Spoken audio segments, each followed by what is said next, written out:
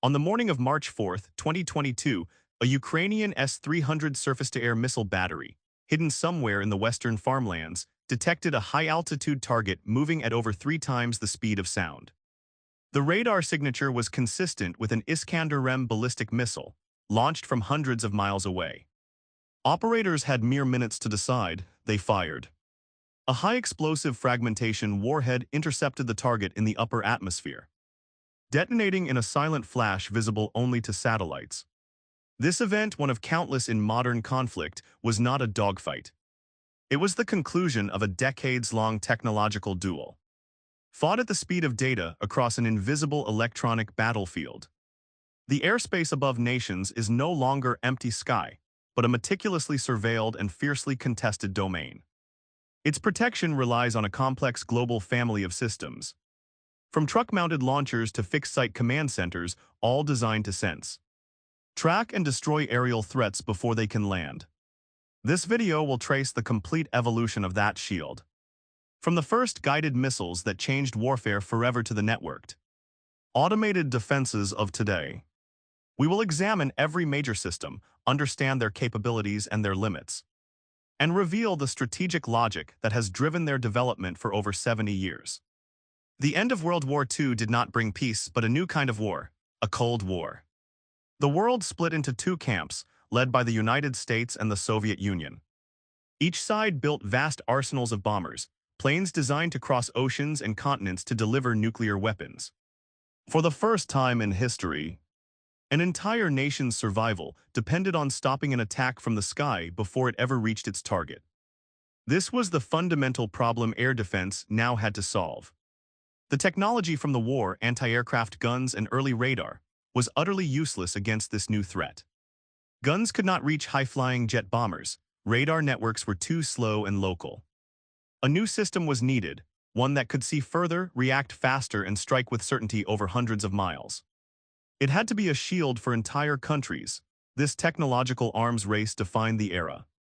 It was not merely about building better planes, but about building the means to destroy them.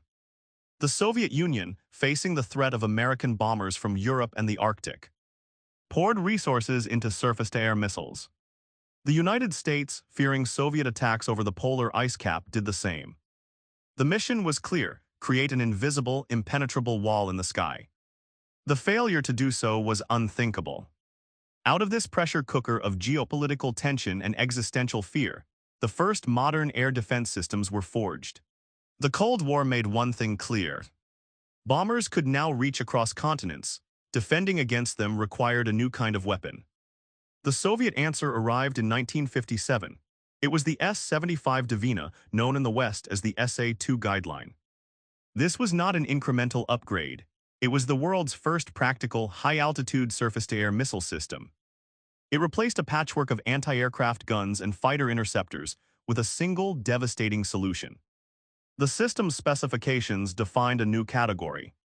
A full battery included 6 single-rail launchers, a radar for target tracking, and a separate radar for guiding the missile. The missile itself was large, over 10 meters long and liquid-fueled. It could reach targets flying at altitudes above 80,000 feet. Its key technology was the Radio Command Guidance System. Operators on the ground steered the missile using radar data, flying it directly into the path of the incoming aircraft. The innovation was profound. For the first time, a ground-based unit could engage a target beyond visual range, with a high probability of a single-hit kill. It solved the problem of high-altitude strategic bombers, which flew above the reach of conventional guns. The shift from guns to guided missiles was absolute. The system's strength was its sheer reach and destructive power. A single warhead could destroy any aircraft of the era. But it had significant limitations. The entire system was massive and largely fixed in place. Deployment took hours. The liquid fuel was volatile and required careful handling. Tactically, it was vulnerable to electronic jamming and required a skilled crew to operate effectively. Its operational history, however, cemented its legacy. In 1960, an S-75 battery famously shot down the American U-2 spy plane flown by Gary Powers. It would claim hundreds more aircraft in conflicts from Vietnam to the Middle East, proving that the sky was no longer a sanctuary. The Soviet Union had deployed a shield of radar and missiles. The United States required its own answer, one built not for export, but for the direct defense of the North American continent. That answer was the Nike Hercules, entering service in 1958. It was designed to replace the earlier Nike Ajax, and its role was absolute: to form an impenetrable barrier against Soviet strategic bombers threatening American cities. In core specifications, the Hercules was monumental. Its two-stage solid-fuel rocket stood over 26 feet tall and weighed more than 10,000 pounds. It could engage targets over 75 miles away and at altitudes exceeding 100,000 feet. Its key technology was a new, more powerful radar guidance system and a lethal innovation: an optional nuclear warhead. This was not merely for greater explosive force. It was a calculated solution to a profound problem. Against a dense formation of incoming bombers, a single nuclear detonation in the sky could achieve what dozens of conventional missiles might not. The system's strength was its sheer area denial capability. It turned vast sections of airspace into no-fly zones. Its fixed, hardened launch sites formed a defensive belt across the northern United States and in key allied nations. Yet its limitations were embedded in its design. The infrastructure was colossal and static, making it vulnerable to preemptive strikes. The nuclear-tipped interceptors posed their own grave risks, with potential fallout from a high-altitude engagement. Operationally, the Nike Hercules was never fired in anger against its intended threat. Its true effectiveness lay in its existence as a deterrent, a visible and formidable declaration that the continental United States was no longer an open target. The fixed, sprawling sights of the S-75 and Nike Hercules had a critical vulnerability. They were targets. This reality drove the next generational shift: mobility. The requirement was no longer just to defend a city or a base, but to protect a maneuvering army. This demanded systems that could deploy, fire, and relocate faster than an enemy could target them. The U.S. Army's MIM-23 Hawk system, fielded in 1960, signaled this change. Mounted on towed trailers, its radars and launchers could be broken down and moved. It was a step, but still slow. The true revolution arrived with the MIM-104 Patriot in the early 1980s. Every major component was mounted on a heavy-duty truck. Its MPQ-53 phased array radar, engagement control station, and missile launching stations were all self-propelled. A battery could deploy or displace in minutes, not days. This mobility solved a tactical problem and enabled a strategic one. Patriot batteries could now deploy with frontline forces, providing a protective umbrella for advancing troops. They could also be rapidly repositioned to counter new threats, creating an unpredictable shield. The system's new track-via missile guidance also increased accuracy against smaller, faster targets like tactical ballistic missiles. This shift from static fortress to moving shield fundamentally changed how nations projected power, protecting assets wherever they went, not just where permanent defenses were built. The shift to mobility, pioneered by systems like Patriot, solved one problem, but it exposed another. What happens when the threat is not a high-flying jet or a sophisticated missile, but a cheap, crude, and overwhelming barrage of rockets? This was the challenge Israel faced in the early 2000s. The answer would not come from a faster interceptor or a bigger radar. It would come from a complete reimagining of defense economics and tactical calculation. That answer was Iron Dome. Introduced in 2011, Iron Dome was designed for one specific role: point defense. Its job is not to shield an entire country, but to protect a single city, a military base, or a critical piece of infrastructure from short-range rockets and artillery shells. The system's core components reflect this focused mission. A mobile radar unit detects the launch. Its battle management software, developed by Rafael, calculates the threat projectile's trajectory in seconds. It makes a critical choice: will the rocket hit a populated area? If the answer is no, the system lets it fall harmlessly. If yes, it launches one of its Tamir interceptor missiles. The Tamir interceptor is the key innovation. It is relatively small, agile, and crucially, cost-effective compared to traditional anti-air missiles.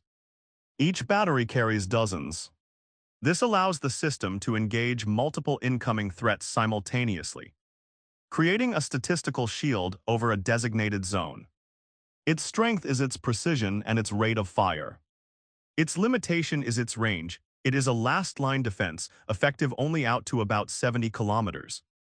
And its operational history is extensive, with the Israeli Defense Forces crediting it with a high interception rate of thousands of rockets fired from Gaza and Lebanon. Iron Dome redefined point defense not by building a stronger wall, but by building a smarter, more selective gatekeeper. The shift to mobile truck-mounted systems like the Patriot was a decisive evolution. It traded some raw power for survivability. The next leap was not merely moving a system, but connecting many of them into a single, intelligent shield. Entered into Russian service in 2007, the S-400 Triumph represents this philosophy. It is not a single weapon, but a networked battle management system designed to orchestrate a layered defense. The S-400 integrates several different missile types under one command post. Each is built for a specific layer of the threat envelope. Short-range missiles engage close, fast targets. Long-range missiles, like the 40N6, are designed to strike high-value assets at distances reportedly exceeding 400 kilometers. Crucially, the system employs specialized very long-range engagement missiles intended to target early warning and radar planes far behind the front lines. This creates a dilemma for an attacker. Their support aircraft must stay dangerously far back. This layered defense is guided by a suite of powerful radars. A key component is the 91N6E panoramic surveillance radar, which provides the initial track. More advanced engagement radars like the 92N6E then take over for precise targeting. The system can reportedly coordinate up to 72 launchers, each with 4 ready-to-fire missiles, and manage engagements against dozens of simultaneous targets. The innovation is in the network, the seamless handoff between detection, tracking, and firing units spread across the battlefield. It turns individual launchers into nodes in a single, distributed weapon. Iron Dome intercepts rockets. The S-400 tracks stealth aircraft. Both represent the pinnacle of projectile-based defense. But a new chapter is being written, one that moves from expensive interceptors to the speed of light itself. Directed energy weapons, primarily high-energy lasers, are transitioning from laboratory concepts to operational prototypes. Their promise is a fundamental shift in the economics and physics of air defense. A laser weapon system like the U.S. Army's Directed Energy Maneuver Short-Range Air Defense System, or DEMSH-480, does not launch a missile. It focuses a high-energy beam onto a target, heating it to structural failure. The engagement is nearly instantaneous. There is no ballistic arc to calculate, no wind to account for. The cost per shot is reduced to the price of the electrical power and coolant required to generate the beam. A stark contrast to missile systems, where each interceptor can cost hundreds of thousands or even millions of dollars. This creates a solution for saturation attacks. Where traditional systems face magazine depth limitations, a laser, given sufficient power and cooling, can engage dozens of targets in rapid succession. It is ideally suited for countering the very threats that challenge current defenses. Swarms of low-cost drones, mortars, and rockets. However, the technology faces significant hurdles. Atmospheric conditions like fog, rain, or dust can scatter and absorb the beam, reducing its effective range. The systems also require immense electrical power and sophisticated thermal management to prevent the laser itself from overheating. They are not a wholesale replacement for missile-based defenses, but a critical new layer. As these power and cooling challenges are solved, directed energy will move from protecting forward bases to integration onto naval vessels and eventually aircraft, redefining point defense for the next generation. The journey from the S-75 to directed energy reveals a clear trajectory. The defining trend across generations is the relentless pursuit of automation. Early systems required large crews and manual tracking. Today, a single operator can manage an entire battery's engagement sequence. This shift reduces reaction time from minutes to seconds. It also removes human hesitation from the decision loop. Networking forms the second pillar of this evolution. Isolated missile batteries have given way to integrated ecosystems. A modern system like the S-400 is not a single launcher. It is a network of radars, command posts, and interceptors sharing a single battlefield picture. This allows a system to engage multiple targets from multiple directions with the optimal interceptor. The unit is no longer a lone soldier, but a synchronized orchestra. Finally, precision has transformed the very nature of defense. First-generation SAMs relied on large warheads to compensate for inaccuracy. A miss by hundreds of meters could still cripple an aircraft. Modern missiles use hit-to-kill technology. They are designed to strike the target body directly using kinetic energy. This demands extraordinary accuracy. It also enables more compact missiles and larger onboard inventories. The goal is no longer to saturate a sky with explosions, but to place a single perfect shot. Together, these trends point toward a future battlefield defined by speed, data, and surgical effect. Air defense has evolved from a blunt territorial shield into a smart, reactive immune system for the sky. The contest continues, but its front lines are no longer drawn in the sky. They exist in the silent, electronic spectrum, where software defines victory and networks decide fate. The enduring relevance of air defense is no longer just about shooting down aircraft. It is about controlling the information that makes shooting possible. The next breach may not be a missile, but a corrupted data link. The next intercept may be performed by an algorithm, not a radar operator. This invisible battlefield demands systems that are not merely faster or longer ranged, but smarter and more adaptable. Future programs like the U.S. Next Generation Interceptor or the Glide Phase Interceptor are designed not for a single threat, but for a swarm of them. Their core innovation is processing power, the ability to see through clutter, to make decisions in microseconds, and to learn from every engagement. The final layer of defense, then, is no longer a physical weapon. It is the perpetual cycle of innovation and counter-innovation itself. A cycle measured in code updates, sensor fusion, and the quiet hum of a server farm far from the front. The air above the modern world is not empty.